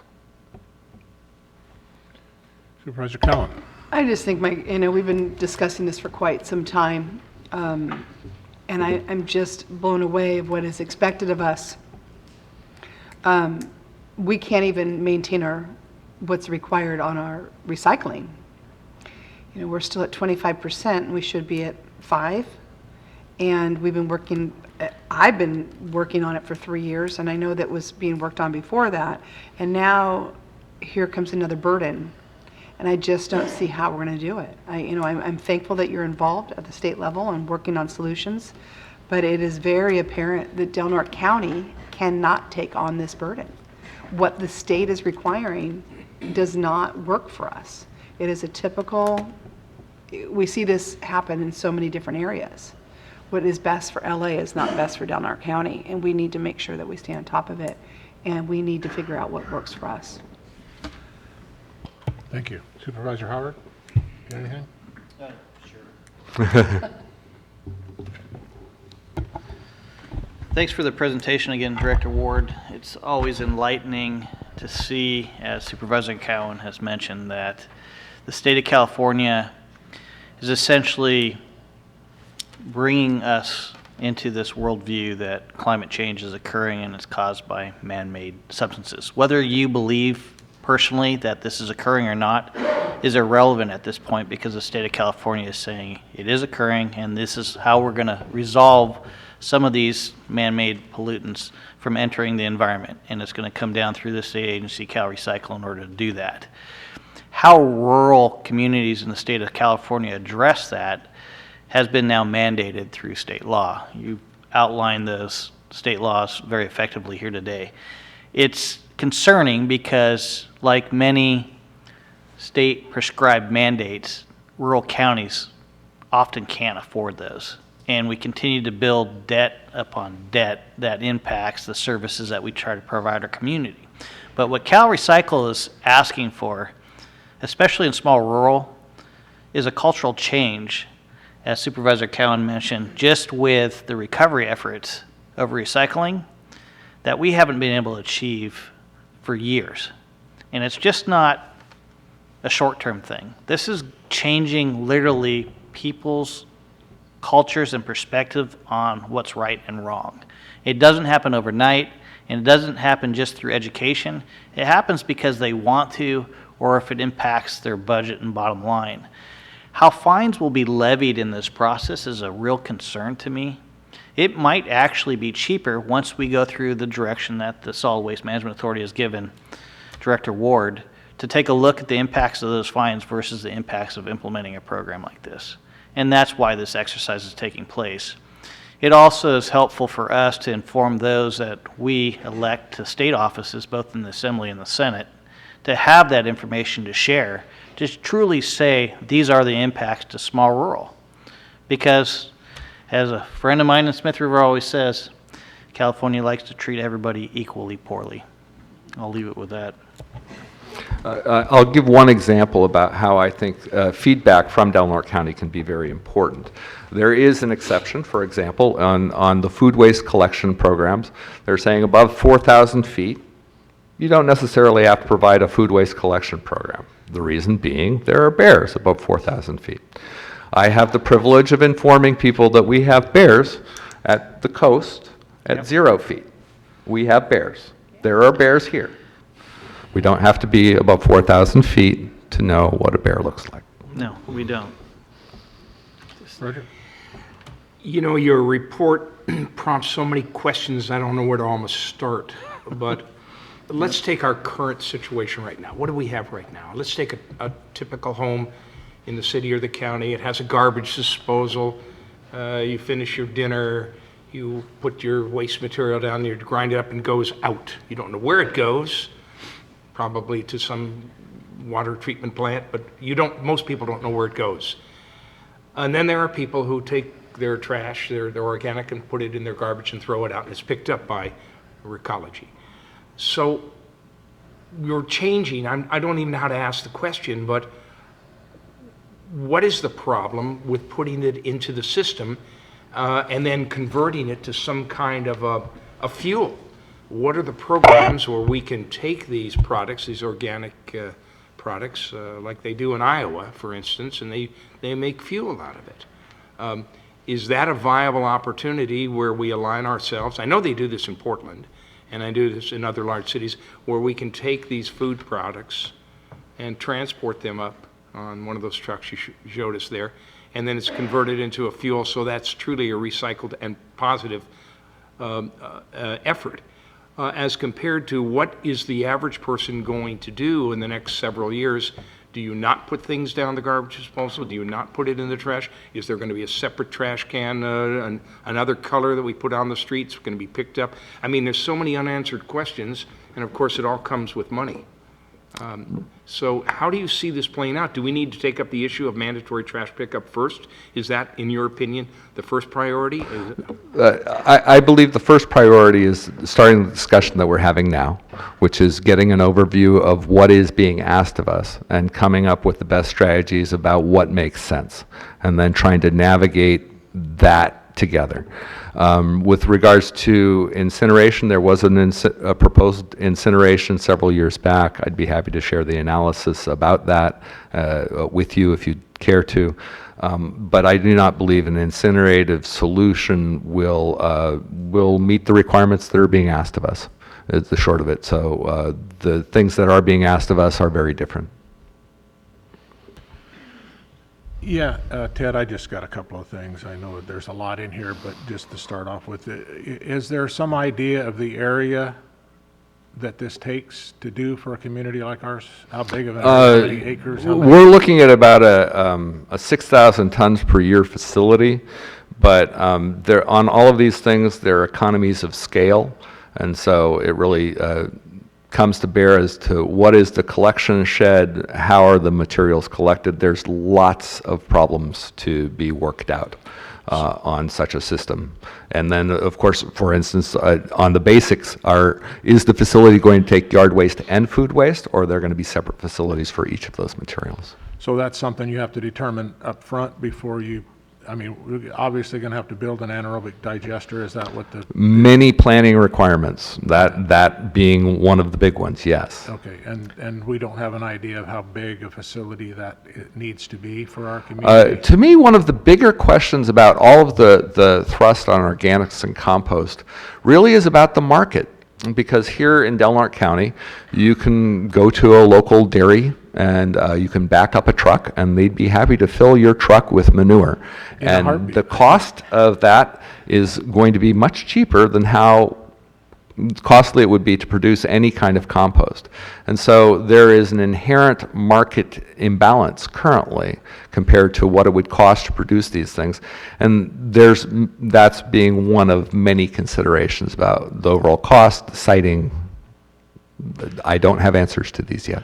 Okay, and so you mentioned the methane gas and the CO2, the difference. So is the only difference in this composting or this anaerobic digester is that you get to contain the methane and use that as fuel? If you were to just put this in a composting pile, would it create the same issues that we have in a landfill? Excellent questions. In general, methane is produced when there's not enough oxygen in a composting process, and then you produce methane instead of carbon dioxide. In an aerated compost pile, then generally there's much more carbon dioxide produced instead of methane. And so, yes, when you put the food waste and it goes in the trash can, and then the trash can goes to the landfill, that does, through anaerobic digestion, eventually produce methane, which is a potent greenhouse gas. And I know ESJPA is on top of all of this. And I'm working with them closely, but thankfully they are very much on top of this, because it's a daunting prospect to try to read and digest such complicated regulations. Yep. Thank you very Ted, much. one other question. Is there any possibility for any of these regulations that we can partner with other counties to cut down our cost? That's an excellent question, and the objective isn't so much necessarily to cut down our costs, though that's certainly in there. The real objective is how can we navigate our compliance with these statewide requirements in a way that makes sense and is acceptable to the rest of the state. So I really am thinking that the current regulations as they stand is not where we want to end up, and that I personally believe that working with our legislators may be the most effective way to craft programs that make the most sense for Del Norte County. Great. Thank you, Ted. Appreciate it. So what I'm asking for you is direction to work with your staff and the city staff to develop programs to address this. Yep. And at this time, Supervisor Hemmingson, I'd like to make that motion to direct staff to work with the Solid Waste Management Authority Director on trying to figure out the best solutions for us to get from point A to point B in this regulation under SB 1383. Second. Okay, I have a motion and a second. Any public comment? Seeing no public comment.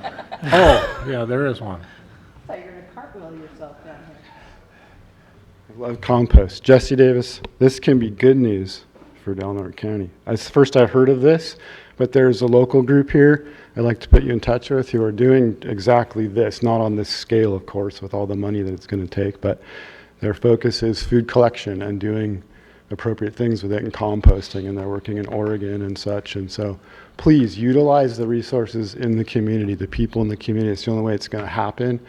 Big farming community, so we can utilize, this stuff. We got space to utilize it. Yeah, animal-based manures are cheaper than plant-based composts and fertilizers, but plant foods are really valuable. There's a lot of people who want vegan fertilizers and things that are not animal-based, and maybe they're not going to be sold here, but they fetch a really high price in other places, especially in specialty crop production. So take advantage of it, please. Thanks. Thank you. Any other public comment? Chair, I would note something in reviewing the governor's proposed budget recently, like in the last couple of days. They're sending a bit of a mixed signal because it appears that he's proposing to cut about $10 million out of a $25 million budget to Cal Recycle, and specifically for waste diversion. So I'm not quite sure what's going on with that. I'll be taking a look at that too. Please do. Okay, if there's no other public comment, then Kylie, would you poll the vote, please? Supervisor Gitlin? Yes. Supervisor Berkowitz? Yes. Supervisor Howard? Yes. Supervisor Cowan? Yes. Chair Hemmingson? Yes. Okay, moving on to, actually, we're going to take up our urgency item, which has to do with the resolution to alleviate the flooding at Lakes Earl and Tolowa by breaching. Heidi. Good morning. Following the posting of the board agenda, I was notified by our road superintendent that the lake level was approaching 8 feet, and over the weekend we did cross over 8 feet, and we're roughly, prior to coming to this meeting, we were at about 8.5. And I've been corresponding with the U.S. Weather Service office down in Eureka, and obviously we have more rainfall coming our way, and there is some lead time needed in order to get the permits to breach the lake. I am also working with our partner on this application, the California Department of Fish and Wildlife, and so they're aware that I'm here today asking for this declaration in order to pursue submitting the applications to the California Coastal Commission for an emergency coastal development permit and to the U.S. Army Corps of Engineers for a Department of Army permit. Thank you. Any questions from board members? Supervisor Hemmingson, I'd like to make that motion to approve the joint resolution declaring the existence of an emergency and direct staff to take action necessary to alleviate the flooding caused by unabated increases in the levels of lakes Earl and Tolowa by breaching the intervening sandbar between the lakes and the Pacific Ocean. I'll second that. I have a motion and a second. Any public comment? Seeing no public comment, we'll bring it back. Supervisor Berkowitz? Yes. Supervisor Gitlin? Yes. Supervisor Cowan? Yes. Supervisor Howard? Yes. Chair Hemmingson? Yes. Okay, we are going to move on to the State of the County address by Chair Cowan, or Vice Chair Cowan. Thank you, Chair Hemmingson. I would first like to thank my fellow supervisors who have endured a challenging year, and especially those who have stepped up as leaders to bring a voice to Del Norte County, to our federal and state legislators and agencies. It takes strength and fortitude to stand up to naysayers and to those that only wish to degrade others in the name of progress.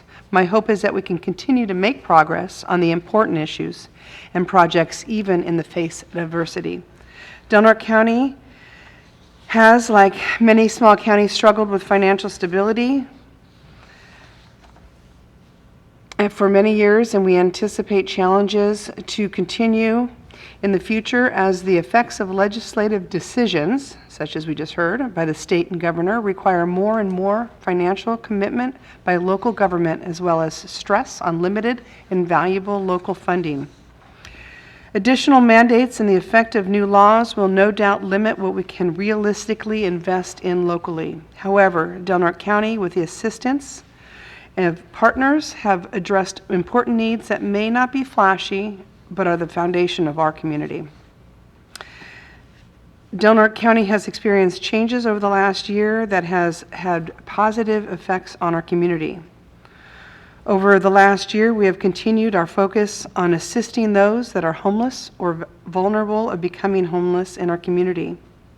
We have had multiple town halls and several community meetings to include the community to better define our goals and strategies in addressing the community need.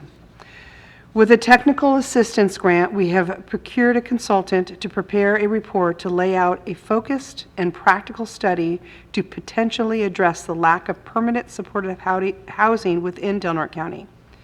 We are currently in the progress of developing a request for qualifications seeking the interest of a development sponsor to see the potential permanent supportive housing development realized.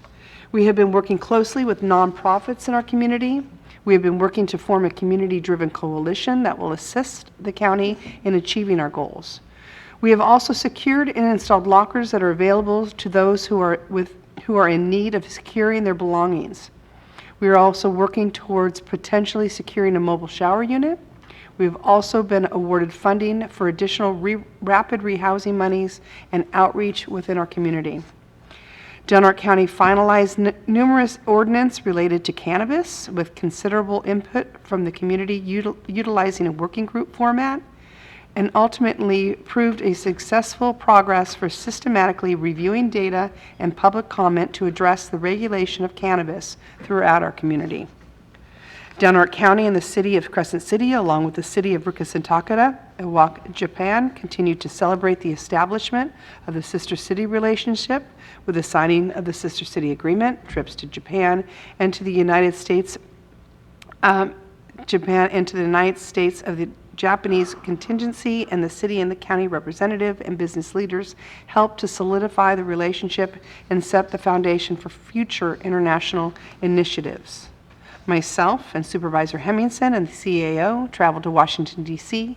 and met with number of legislators and agency personnel, creating relationships and ensuring contacts with those that can make a difference in funding and priorities for Del Norte County. An emphasis on PIL, SRS, last chance grade, and rural healthcare has assisted in reauthorization of funding, PILT and SRS, and new funding opportunities that should help local partners provide services to our seniors. The county completed and adopted a continuum of operations and continuum of government plan through the Office of Emergency Services in order to ensure the ability for local government to continue to operate in the event a catastrophic disaster or an emergency.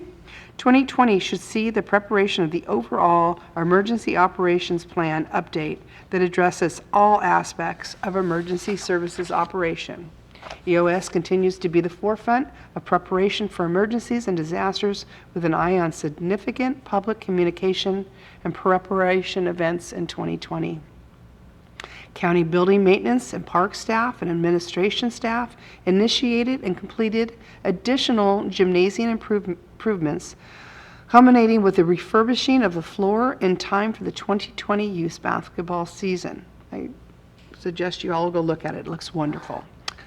There are additional improvements that are planned this year, and the improvements have proven to be a success with gymnasium rentals and use increasing significantly.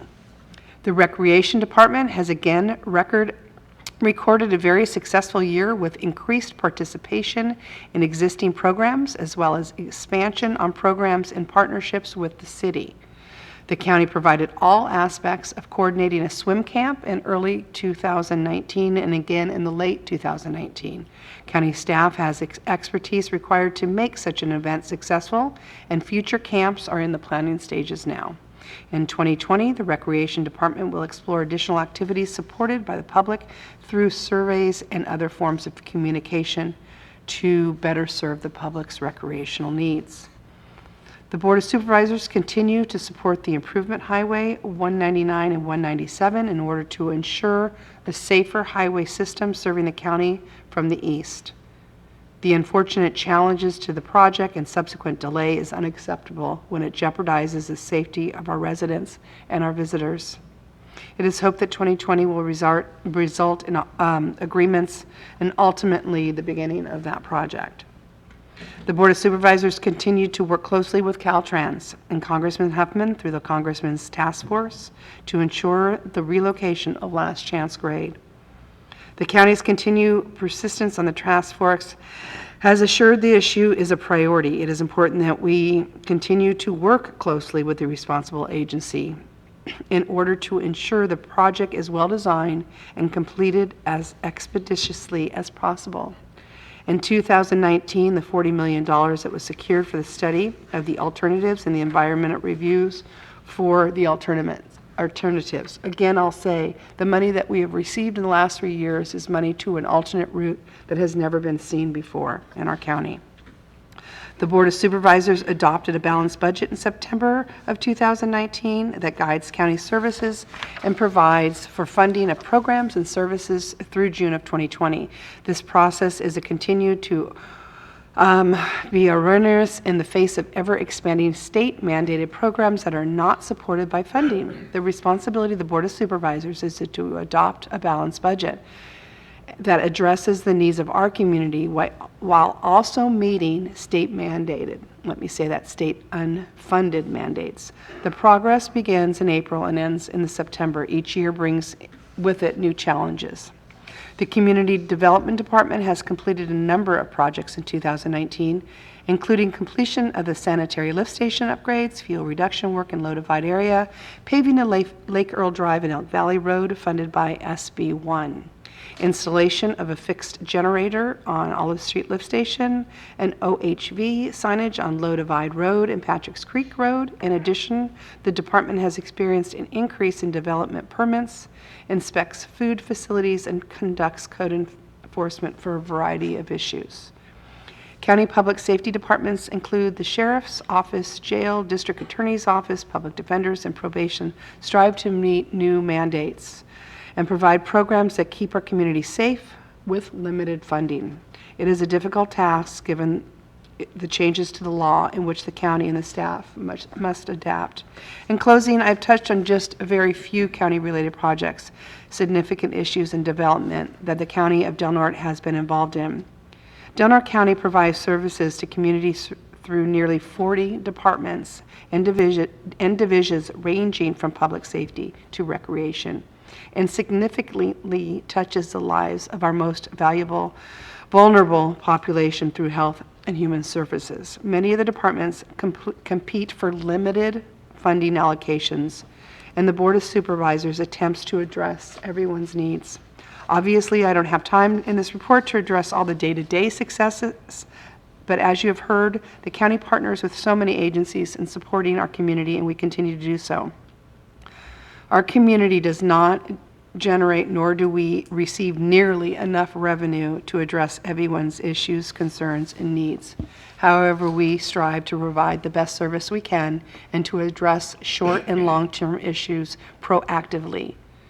The investments in infrastructure will assist our community in attracting new businesses and industry to support us in the future. The future of Del Norte County is bright with the success of a number of growing businesses, and we are on the map statewide, nationally, and internationally. And it is my hope that the future boards will continue to support all the great public and private projects brought forward in the future. Thank you. Thank you, Supervisor. Appreciate that. Okay, we're going to move on to item number 19. After that, we're going to take about a 3-minute break and come back and power through the rest of this agenda. So I would entertain. Move to approve. Do I have a motion? Second. And a second. Any public comment? This is to approve a 30-year longevity step range A2 step J for the county administrative officer. Seeing no public comment, Kylie, would you please poll the vote? Supervisor Gitlin? Yes. Supervisor Cowan? Yes. Supervisor Howard? Yes. Supervisor Berkowitz? Yes. Chair Hemmingson? Yes, and we'll be back here about 11:41, somewhere in there.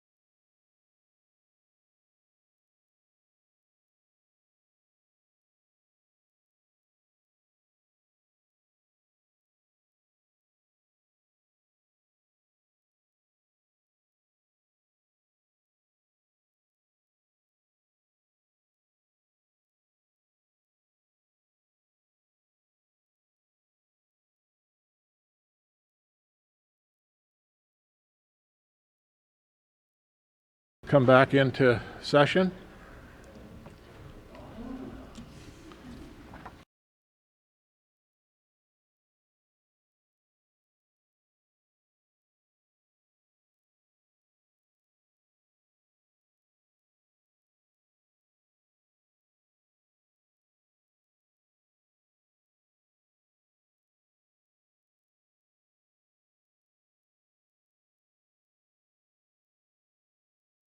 So we're on to item number 20, introduced by title only, an ordinance renumbering certain sections of the Delmarva County Code relating to animal control and administrative citations.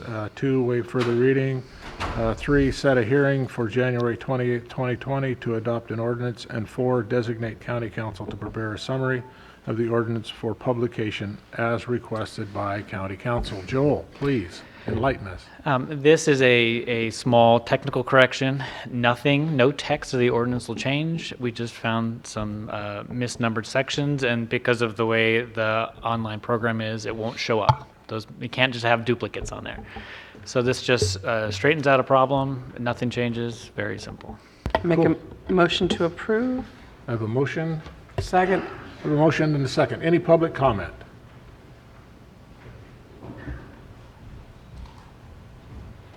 Jesse Davis. I agree with this cleanup. I'm familiar with this portion of the ordinance. It's not really current and relevant, but I thought it's a good time to come and remind the board that even though, in my opinion, our personal cultivation ordinance is one of the best in the state, it could be better. And in the particular way regarding medical cannabis, our personal cultivation ordinance doesn't address medical cannabis. It refers to recreational cannabis, the 6 plants. And California state law does codify regulations around medical cannabis as distinctly separate from recreational cannabis. The plant counts are slightly different, and there's an allowance for a 5-person collective. This particular cleanup is on animal control. Are we on the same page here? Oh, I'm sorry. I jumped ahead. Jesse. I thought we were 21. No, this is number. We'll just apply this to 21 unless you Okay. want me to start over. Yeah, go ahead. If that's okay. Okay, Yeah, cool. Yeah, go ahead, sorry finish about up. that. Anyway, yeah, the thoughts still apply. Sorry about that. So I think that as we, address the personal cultivation ordinance again, it needs to include medical cannabis and the laws that are stated clearly in state law, so that not just to maximize freedom for Del Norders, but to also protect the county from lawsuits, which I think is part of what our personal cultivation ordinance achieves. It's a good balance, and including the medical cannabis component, I think will further help the county in its mission to be rock solid legally when you're trying to address the problem in general. So anyway, thank you. Thanks, Jesse. Any other public comment on the animal control and administrative issues that we're having with our ordinance? Okay, we got a motion and a second. Kylie, would you poll the vote, please? Supervisor Howard? Yes. Supervisor Gitlin? Yes. Supervisor Berkowitz? Yes. Supervisor Cowan? Yes. Chair Hemmingson? Yes. Thank you. Okay, now on to item number 21, introduced by title only, an ordinance repealing Chapter 60 of Title 7 of the Delmarva County Code relating to medical marijuana. 2, waive further reading. 3, set a hearing date for the January 28th to adopt the ordinance. And 4, designate county council to prepare a summary of the ordinance for publication as requested by county council. So, as you've noticed, we've been going through the county code trying to make some corrections and some deletions of things that are no longer really relevant. This one kind of needed to come out anyway, but we did have an issue recently in a nuisance abatement hearing where somebody, misunderstanding the ordinance, thought they were legally complying in the way they were cultivating, and they weren't. So, in addition to it just not, meaning anything, that ordinance anymore, it's also causing confusion. So this is a good one to repeal now, so we don't have that issue going forward. The operative sections that used to allow 99 plants and a pound were repealed in 2008. And what was left is just some recitation of state policy. So there's really no operative section. So there's really no legal change that will happen from repealing this, but it will make it a little cleaner. To address Jesse's comments, if the board wants us to revisit the 6 plants and include kind of a medical component that's larger than 6 plants, we can do that, but I'd want to do it in that 6 plants ordinance. So there's nothing in this one worth saving. This wouldn't be the basis of that. So. Okay, thank you. I would entertain a motion. I'll make a motion to approve item 21. A motion and a second. Public comment. Seeing no public comment, Kylie, would you please poll the vote? Supervisor Gitlin? Yes. Supervisor Berkowitz? Yes. Supervisor Howard? Yes. Supervisor Cowan? Yes. Chair Hemmingson? Yes. Okay, item number 22, approve and adopt an ordinance repealing certain chapters of the Delaware County Code relating to borrow boys, the Department of Central Services, and general penalties as required by County Council. Joel? So this is that same theme, just taking things that don't need to be there anymore. We no longer have borrow boys, we no longer have central services, and our new admin site section conflicts with that old one that's not even in compliance with state law. So this has been introduced, this is the final one to approve, and if there's any questions, I can answer them. Motion to approve item number 22, adopt ordinance repealing certain chapters of the Del Norte County Code relating to borrow Boys Ranch, the Department of Central Services, and general penalties as requested by General Counsel. Second. I have a motion and a second. Any public comment? Seeing no public comment, Kylie, would you please poll the vote? Me. Supervisor Cowan? Yes. Supervisor Howard? Yes. Supervisor Berkowitz? Yes. Supervisor Gitlin? Yes. Chair Hemmingson? Yes. Okay, moving on to budget transfers, item 23 and 24. Budget transfer 12-02 in the amount of $5,000 within the livestock budget, and adopt a budget transfer 01-01 in the amount of $103,600 within the CDD planning budget unit for the Wave Crest and Pebble Beach Access Planning Project. I'll make a motion to approve both budget transfers 1202 and 0101. Second. I have a motion and a second. Any public comment on budget transfers? Bring it back to the board. Questions, comments? Kylie, please poll the vote. Supervisor Berkowitz? Yes. Supervisor Gitlin? Yes. Supervisor Howard? Yes. Supervisor Cowan? Yes. Chair Hemmingson? Yes. Okay, moving on to legislative and budget issues. Consider miscellaneous legislative and budget matters pertinent to the County of Del Norte. Authorize the chair to sign and send appropriate letters with respect to the matters pending before the state governments. Right now, we have item number 25 to approve and authorize the chair to sign and send a letter of support for increased funding for the University of California to support research in agriculture and to improve productivity and competitiveness of California's agricultural endeavors as requested by me. Yana, you want to say something? Thank you very much for this opportunity, Chairman, members of the board, and members of the staff. I really appreciate this opportunity to talk a bit about our programs, sort of talk about sort of our shared purpose and some of our shared interests and a little bit of our shared challenges. So I thought I'd give just a couple minutes of background slides just to give some context about who we are, because I know we don't always have the opportunity to connect that frequently. So our program's been in Del Norte County since 1927, so that's a 93-year-old history. And what this is part of a division within the University of California in partnership with the counties. And so this map here illustrates that we're in 57 of 58 counties throughout California. We're tied to 3 campuses, and then there are a whole network of research extension centers. And just like you all, we're here because we're mission driven, we're public servants, and we share a common value of trying to help people help themselves and really make the world a better place. And we do that in 3 broad themes related to agriculture, natural resources, and healthy families and communities. So while we're in the very tip of Northern California, we bring this network of resources and connectivity to this community, and you'll see that through Becky Westerdahl's work on Easter lilies. You'll see it through a number of works related to dairy quality, water quality with Deanne Meyer. You'll see it through forest health expertise. You'll see it through a number of programs related to nutrition and youth development. So that context is the relationship that we have. The team that serves both Humboldt and Del Norte County consists of about 12 in total in overlap. And we have a whole cadre of folks. About half of these folks are entirely grant funded, and there is about 5 of us that are permanently funded. And I just want to bring forward just a couple ideas of what this looks like for you all.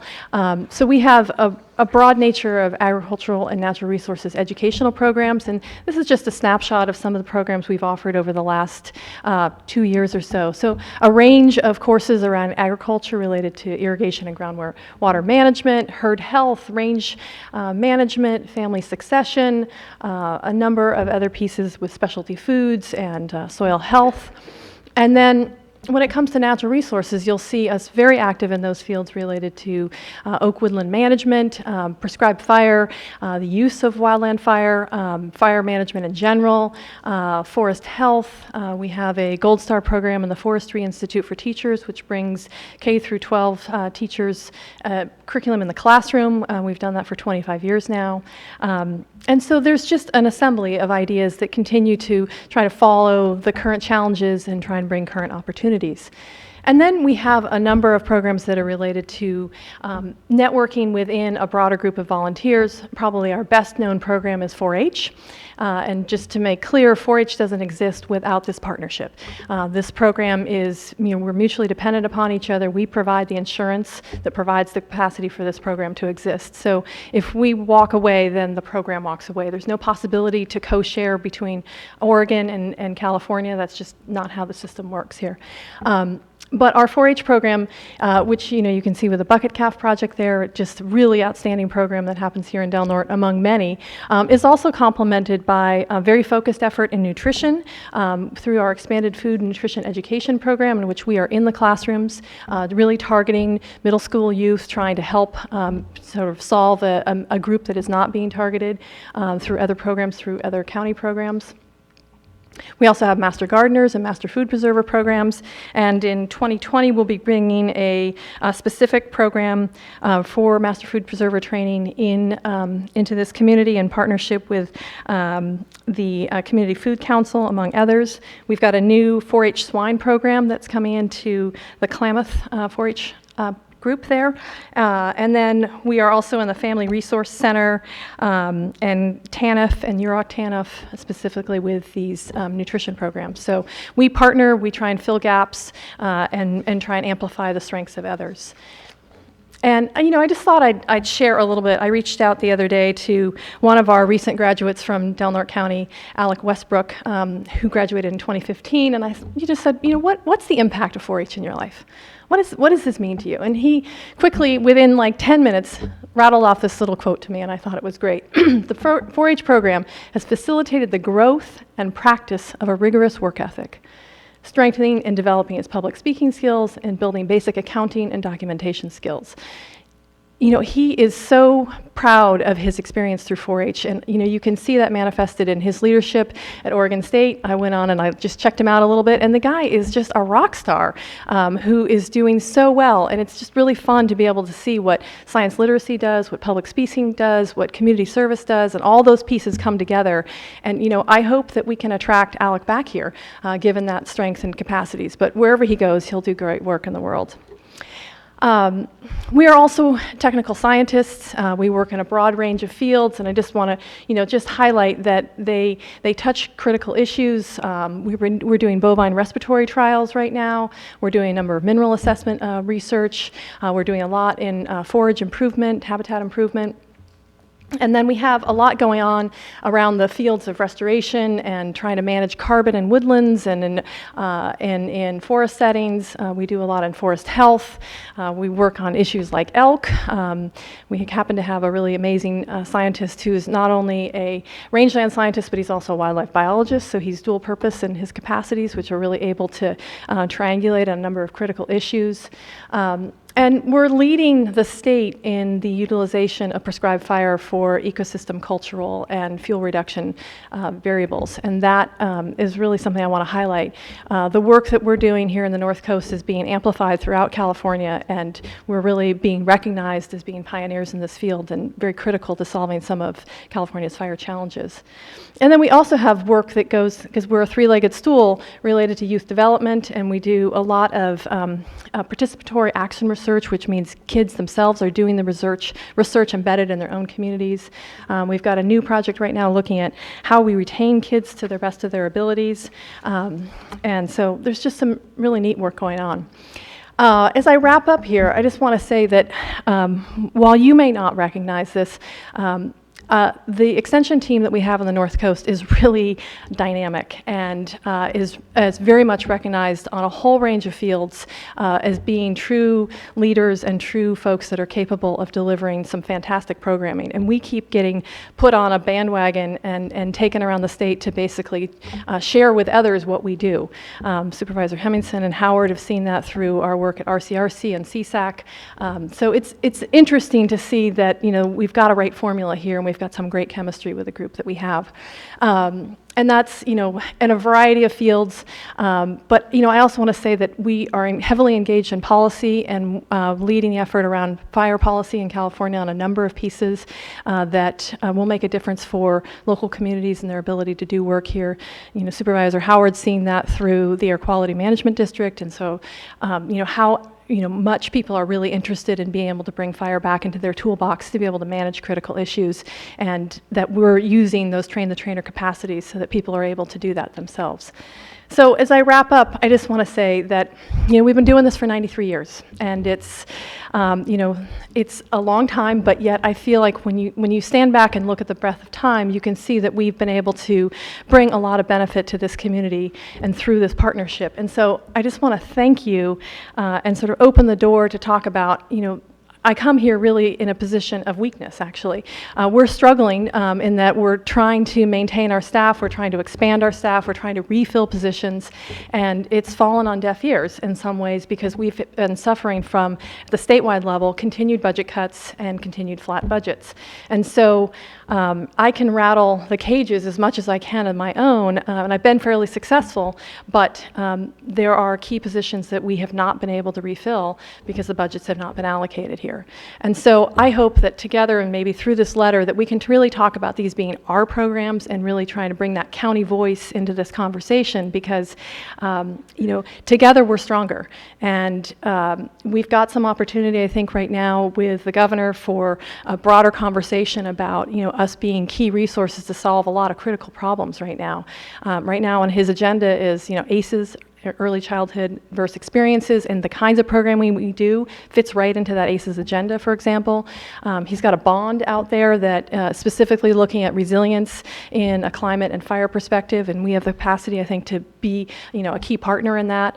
So the letter that you all have prepared, I think, would be a good step in that direction of being able to say that together we can work through these issues, and together we can advance, you know, the values and interests of your community and further the relationship and put solid people here that can deliver effective programming and make a better tomorrow for this community.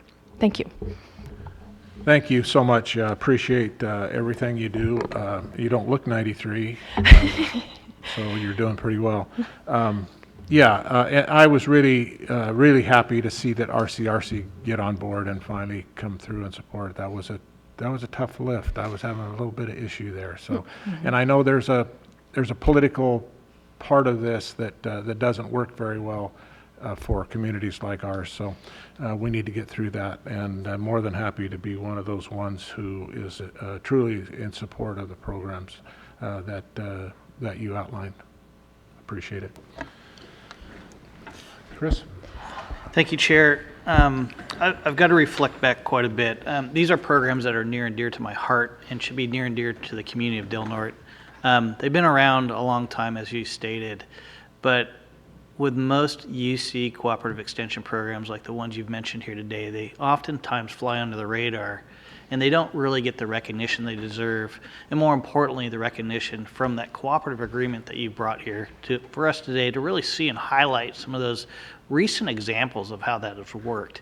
Just in my short tenure here on the board, you've addressed several of those issues, but one I want to highlight is your assistance with those efforts around sudden oak death.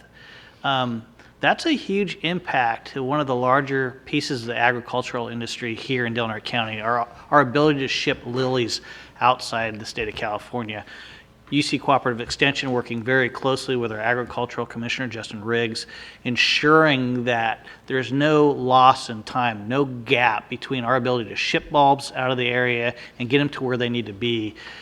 That impact alone could benefit us greatly just by our continued cooperation with UC Extension.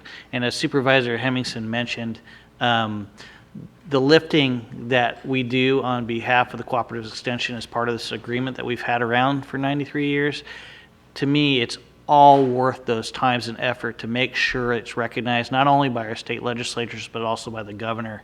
And I know that heavy lifting, I hope, will be rewarded. Obviously, in the governor's current proposed budget, it looks like not as big a list as we need, but at least it's a small gain of about, what, 3.6 million, potentially above last year's budget. It won't be a great deal, but if you need us to continue to do some of that lifting, please let us know. We both sit on advocacy groups, obviously with CSAC and RCRC, continue to push this, and my hope is that this letter will do so.